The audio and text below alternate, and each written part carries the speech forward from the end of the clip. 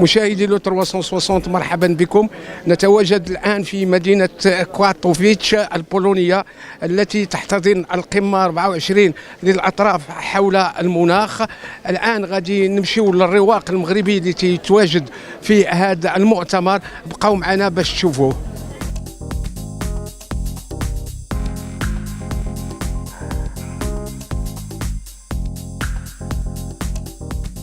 Le pavillon marocain connaît une affluence. Pouvez-vous nous expliquer les secrets de cette... Oui. Le pavillon du Maroc à la COP24 a été mis en place par le secrétariat d'État chargé du développement durable pour présenter un peu les progrès, les progrès réalisés par le Maroc en matière de changement climatique. C'est un pavillon qui a été aussi mis à profit pour organiser un certain nombre d'événements parallèles avec différents partenaires internationaux. Et pour ces événements concernent les différentes thématiques en relation avec le changement climatique, que ce soit en termes d'adaptation, en termes d'atténuation, en termes de transfert de technologie, en termes de renforcement de capacité. Donc c'est un pavillon qui nous permet aussi d'organiser des réunions bilatérales avec les différents partenaires avec lesquels on a développé des coopérations sur le plan bilatéral, notamment avec la France, avec la Tunisie, avec la Belgique et avec d'autres pays africains comme le Sénégal. Vous êtes présent dans le pavillon marocain. Expliquez-nous votre présence.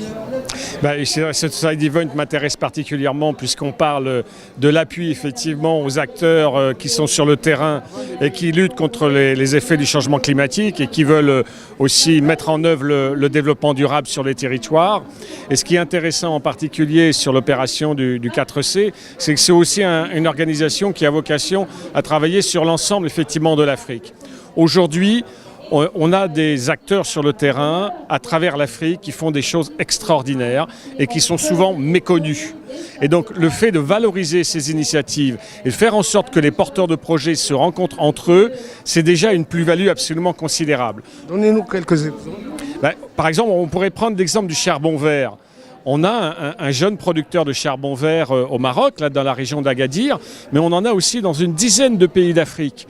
Et donc le fait de faire en sorte que ces gens-là se rencontrent, échangent leurs pratiques, ils peuvent effectivement gagner en efficience dans leurs pratiques. Et nous avons organisé par exemple en mars dernier une rencontre internationale avec ces producteurs de charbon vert qui a eu lieu effectivement à Agadir et qui a été évidemment la base pour construire justement un réseau des producteurs de charbon vert en Afrique francophone. Expliquez-nous ce charbon vert.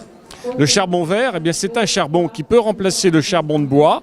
Comme vous le savez, le charbon de bois est fait à partir du bois et c'est toujours problématique pour l'environnement d'exploiter du bois. Par contre, le charbon vert, c'est aussi ce qu'on appelle le charbon biologique qu'on fait à partir de déchets végétaux. Toutes sortes effectivement de déchets végétaux qui permet de faire, on pourrait dire, cette énergie verte.